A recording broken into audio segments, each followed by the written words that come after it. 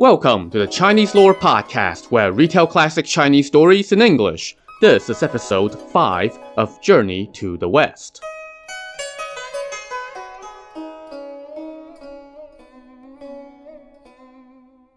Last time, Sun Wukong imposed himself on the Dragon King of the East Sea and ended up with an awesome magical golden rod for a weapon and a fancy suit of armor. Upon returning to Flower and Fruit Mountain with his new gear, he received even more respect and congratulations than before. He also started codifying his burgeoning governing apparatus even more. He named 4 old monkeys as top generals and put them in charge of setting up military camps and laying down rules for rewards and punishments. Having handed off the self-manufactured burdens of governance, Sun Wukong was now free to tour all corners of the realm every day, visiting other heroes and warriors, showing off his skills, and making friends. In time, he became sworn brothers with 6 other supernatural beings. These included the Demon Ox King, the Demon Dragon King, the Demon Garuda King, the Giant Lynx King, the Macaque King, and the Orangutan King. This band of 7 brothers made merry near and far every day, so life was good. One day, Sun Wukong played host to his 6 sworn brothers. They slaughtered oxen and horses to offer sacrifices to heaven and earth, danced and sang wildly with their fellow demons, and partied until they were all nice and hammered. Once his 6 brothers left, Sun Wukong partied again with his own monkey troop. At the end of the day, he was partied out. He fell asleep under the shade of a pine tree next to a steel bridge in his cave, while his 4 senior monkey generals and their guards quietly stood watch around him.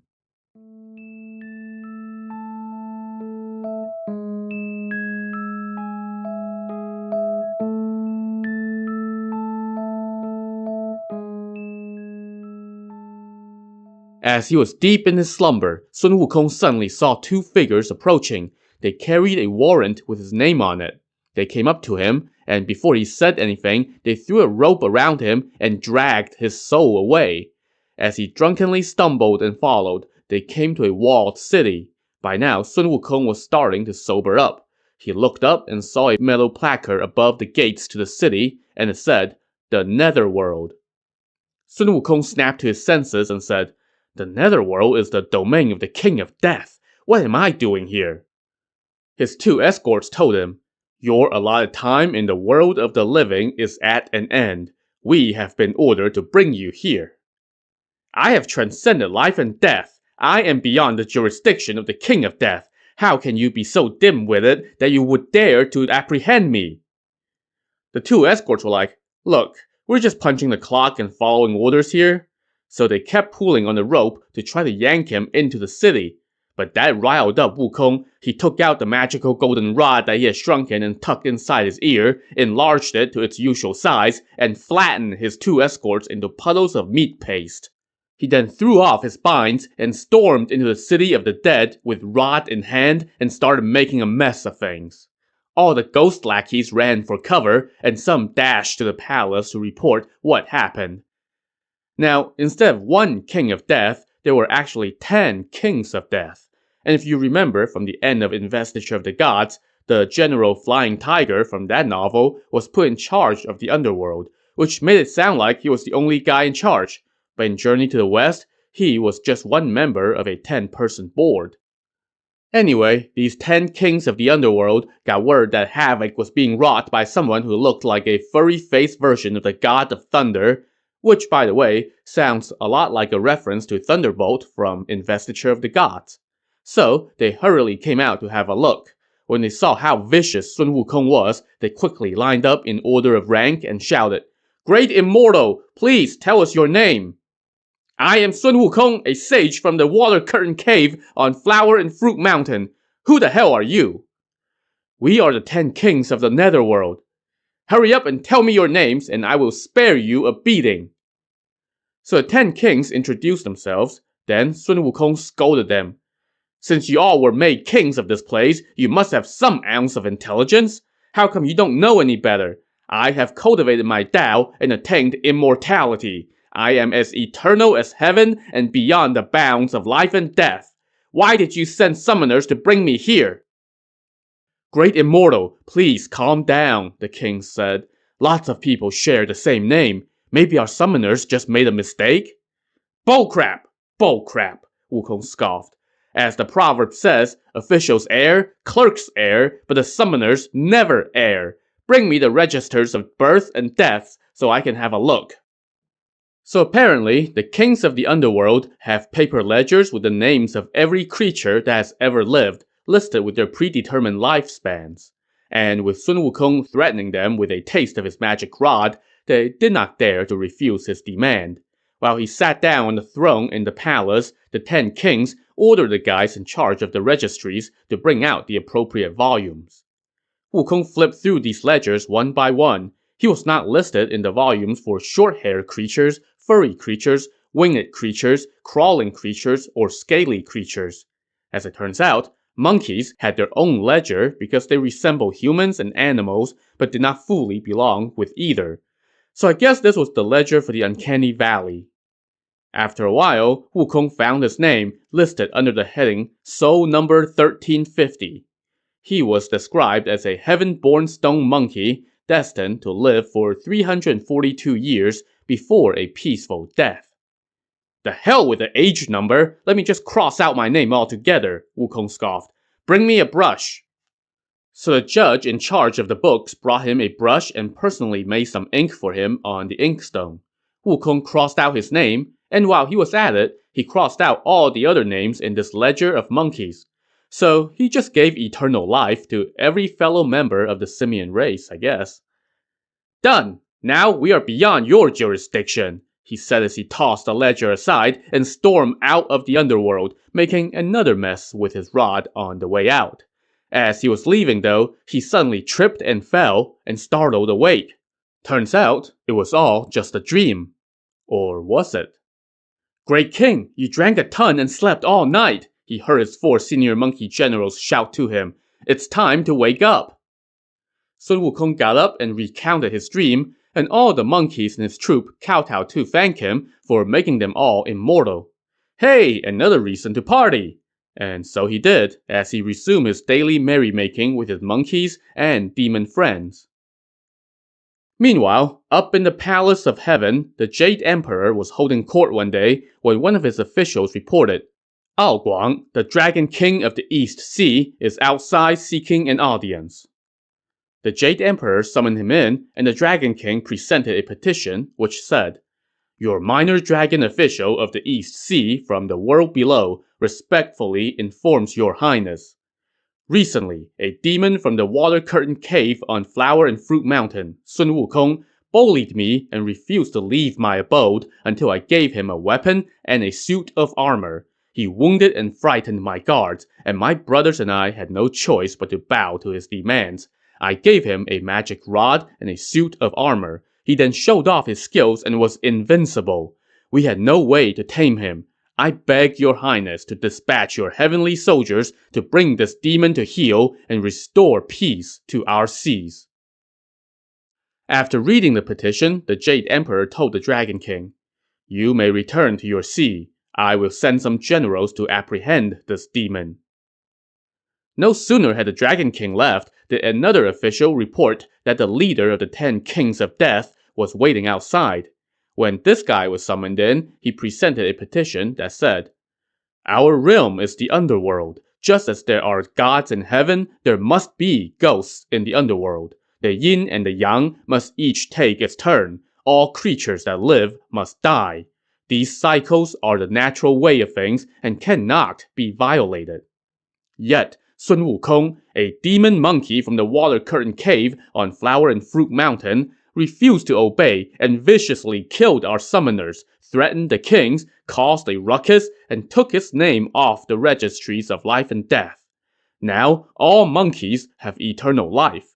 This is an insult to heaven. We beg you to dispatch your divine troops to arrest this demon and restore the proper order of things.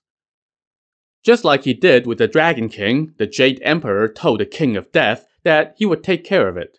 After the King of Death left, the Jade Emperor asked his court, When was this demon monkey born? How did he attain such powers? Before he finished speaking, his 2 reconnaissance officers, thousand-mile eyes and favorable wind ears, stepped forth and said, "This is the stone monkey that was born of heaven some 300 years ago. We thought nothing of him at the time, but somewhere along the way, he cultivated his Tao and became a powerful immortal." "Which of our divine generals will go apprehend him?" the Jade Emperor asked. But the person who answered this call was not the general, but one of his civil officials. He was known as the spirit of the Great White Golden Star, or the Evening Star, or in some translations, Venus. So I'll call him Venus from here on. Venus now kneeled and said to the Jade Emperor, "In all the 3 regions, all creatures endowed with the 9 orifices can cultivate their Tao and attain immortality. Besides, this monkey was born of heaven and earth, of the sun and the moon. He touches the sky and the earth and is nurtured by their essence. He has cultivated his Tao and attained immortality and the powers to tame dragons and tigers. How is he any different from a human being? I hope your highness will exercise compassion on all living things and issue a decree of amnesty. Summon him here to heaven and bestow upon him some minor office so that we can keep him here under our control. If he obeys your commands, then you can reward him in the future. If he disobeys, then you can capture him right here. This would save you from having to mobilize any armies and allow you to recruit an immortal into your service." So for those of you who listened to the podcast when we were covering the water margin, this strategy ought to sound familiar, since this whole amnesty thing was the same approach that the Song Emperor took to solve the headaches caused by the outlaws in that novel. And we see here that the court of heaven apparently runs much like the courts of the mortal realm, and that even powerful divine beings are more than happy to resort to such underhanded tactics. The Jade Emperor agreed with Venus's suggestion and ordered him to go deliver the decree of amnesty. So Venus left the palace of heaven and descended down to Flower and Fruit Mountain. He made his way to the water curtain cave and told the monkey lackeys, "I am an envoy from heaven, bearing a decree from the Jade Emperor inviting your king to heaven. Inform him at once." The message made its way through the multiple levels of monkey guards, and they told Sun Wukong, "There's an old man outside carrying a document. He said he's an envoy from heaven with an imperial invitation for you." Wukong was delighted. "I've been thinking about visiting heaven recently, but now they have sent an envoy to invite me. Show him in." So he tidied up his clothes and went outside to welcome Venus. Once he entered the cave, Venus stood facing south and said, "I am the spirit of Venus. I have come on the command of the Jade Emperor to invite you to heaven to receive an immortal appointment." Wukong smiled and thanked him, and then ordered his monkeys to prepare a feast. But Venus said, "I am here on business and dare not linger. Please come with me now. After you have received your appointment, then we can celebrate." Wukong agreed and told his 4 senior monkeys, "Keep a close eye on our little ones. I am going to check out heaven so that I can bring you all up there to live with me later." This done, Wukong and Venus took to the air and headed for heaven. Well, Wukong's somersault cloud was like warp 9 compared to Venus's quarter impulse speed, so before long, Wukong had left his companion far behind. He arrived alone outside the southern gate of heaven. He was just about to show himself in when he was accosted by a squad of divine guards, led by one of the 4 heavenly kings. Now, these 4 heavenly kings were divas. No, not divas as in female performers with a high opinion of themselves, but divas as in powerful celestial beings from Buddhist mythology.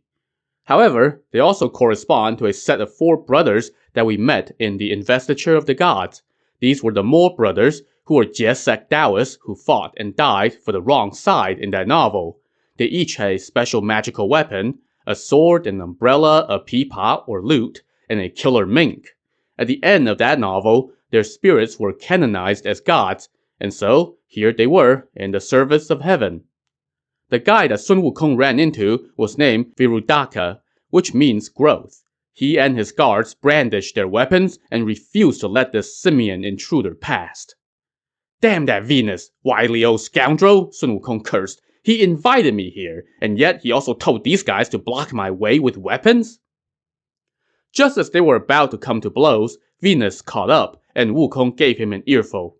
"You old scoundrel, why did you lie to me? You said that the Jade Emperor issued a decree to invite me here, but then why are these guys blocking the gate and refusing to let me pass?"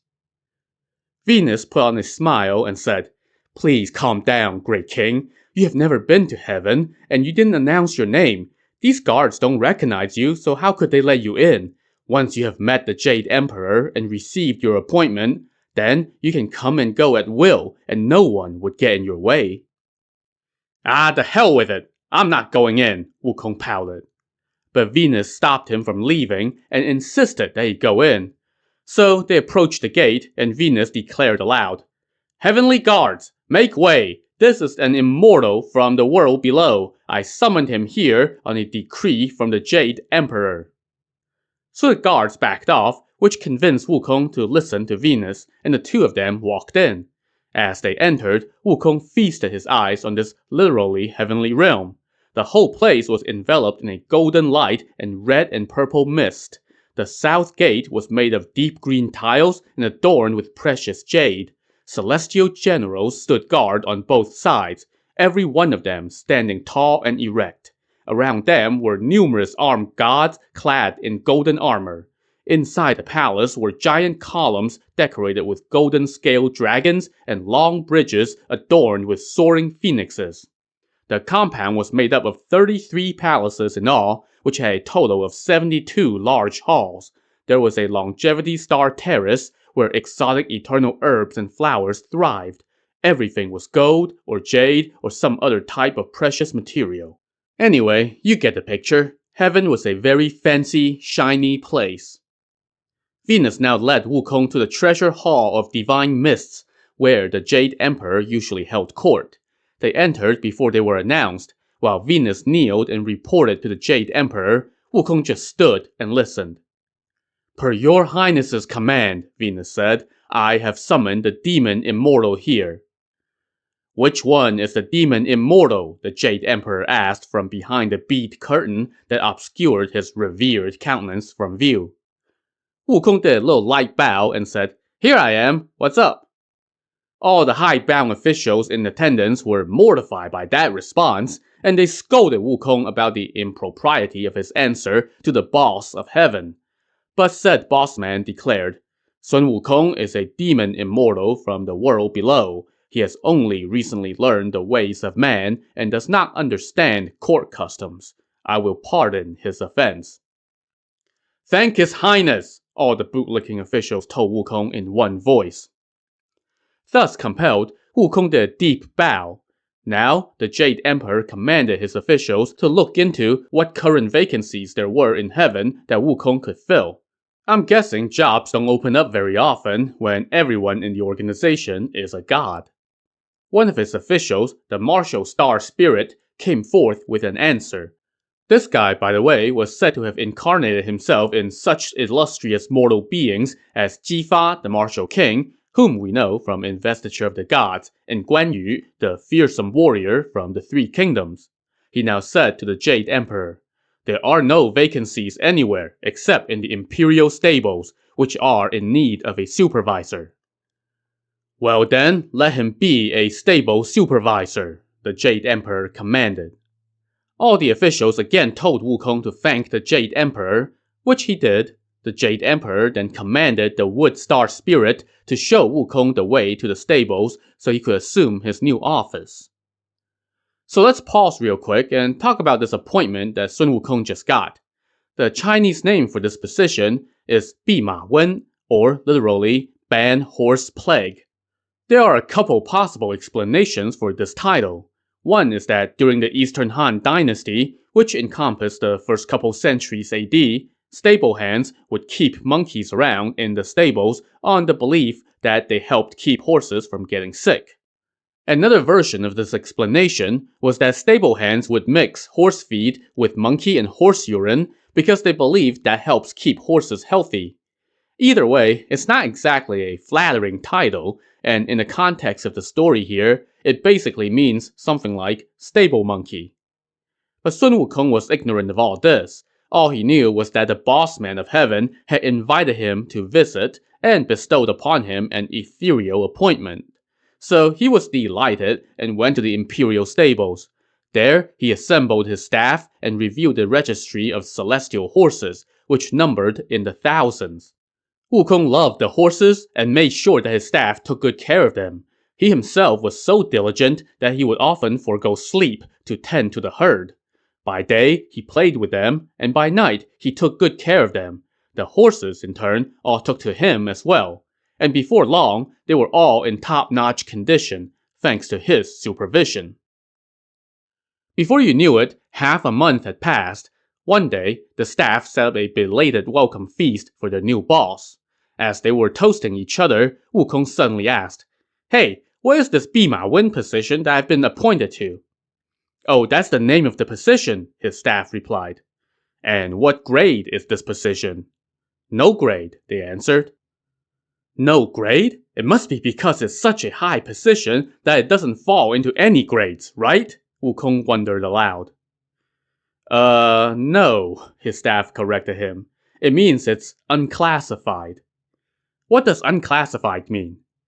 "It means it has no grade. This is the lowest and most insignificant of official appointments. You're just tending to the emperor's horses. Even though you've done such a great job since taking office, all you'll get is an empty compliment. And if you slip up in the slightest, you'll be scolded. And if any horses get injured, you would be punished." When he heard that, Sun Wukong flew into a rage. He grinded his teeth and cursed aloud. "How dare they disrespect me so? I was a king on my mountain. How can they summon me here to raise horses for them? This is a job fit for young'uns and underlings, not for me. The hell with this. I quit." As he cursed, he pushed his table over, pulled out his magic rod, and made his usual messy exit as he stormed out through the southern gate. Ironically, the guards there, being aware that he was now an officially appointed civil servant of heaven, did not get in his way and just let him pass. And so, he left in a huff and headed back to Flower and Fruit Mountain.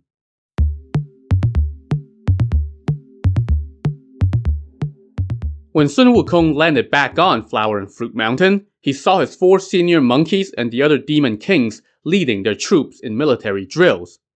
"Little ones, I'm back!" Wukong shouted.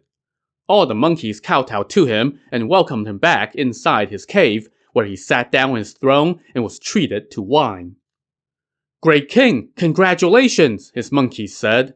"You've been in heaven for more than a decade. You must have returned in glory." "What do you mean, more than a decade? I was gone for just half a month." "A day up in heaven is a year down in the mortal realm," the monkeys explained. "So, what official position did you get?" Waving his hand dismissively, Wukong vented. "What nonsense! I'm embarrassed to even talk about it. That Jade Emperor doesn't recognize talent. He made me a stable monkey. Turns out it's an unclassified, lowly role, basically just racing horses for him. I didn't realize it when I first took office, but then when I asked my staff, I found out it was such a BS position. I got pissed off, so I quit and came back." "That's great," the monkeys said. "You are the king of this blessed place. Here, you are revered and carefree. Why go be their stable boy? Here, let's have some wine and forget about that nonsense." As they were drinking, word came that there were 2 unicorn demon kings outside. Wukong called them in, and they entered and kneeled. "What do you want?" Wukong asked.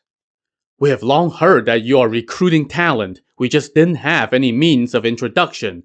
But today, we saw that you had returned in glory after receiving an appointment from heaven. So, we came to present you with a yellow robe as congratulations. Please accept it, and accept us, so that we may render some slight service for you." Wukong was delighted. He put on the robe at once and appointed 2 unicorn demon kings as leaders of his vanguard. After they thanked him, they asked what position he had received from heaven. That prompted Wukong to vent again about the disrespect he had received. When they heard the story, the demon king said, "You possess such powers. How can you be their stable hand? Even if you were to declare yourself great sage equal to heaven, it would not be too much." Wukong was quite fond of that name. He told his 4 senior monkeys, "Make me a new banner immediately. It should say, Great Sage equal to heaven. Fly it high, and from now on, you can't call me Great King anymore. You must only refer to me as Great Sage equal to heaven. And send word around to all the demon kings of the various caves so that they are aware as well. And so, from that day forth, Wukong went by his new self-anointed title, and Great Sage equal to heaven, or just Great Sage for short, would become one of his monikers. While Wukong was busy with the rollout of his rebranding campaign, Heaven was busy getting into a tizzy over his departure. I mean, he didn't even submit a letter of resignation or do an exit interview. What nerve! The Jade Emperor was not amused when he got word of this, and he declared that his generals should lead a celestial army to go inform the simian rogue that nobody quits the celestial civil service. When that order went out, two familiar faces came forth and volunteered to take the lead. They were Li Jing, the wielder of the magical pagoda, and his third son, Lotus Boy Ne Zha. As you may remember, we met these two in Investiture of the Gods, where they went through a whole family feud that started with a 7-year-old Ne Zha acting like a 7-year-old and quickly escalated into a war with Dragon Kings, ritual suicide by said 7-year-old, desecration of his temple by his own father, and a whole arc of attempted patricide that was only resolved when a Taoist master gave Li Jing a magical pagoda that he could repeatedly drop on his son until Ne Zha fell in line. But father and son then reconciled, teamed up to help usher in a new dynasty, and then both ascended to godhood. And now, they were serving in the Jade Emperor's Army of Heaven. So Ne Zha has basically gone from being a rebellious troublemaker to being a stooge for the man. Ne Zha and Li Jing were two of Heaven's top warriors, so the Jade Emperor was delighted to have them volunteer. He appointed Li Jing as the demon-taming Grand Commander, and gave Ne Zha an equally meaningless but impressive-sounding title as well, and he sent them on their campaign. To see how this battle will go, tune in to the next episode of the Chinese Lore Podcast. Thanks for listening.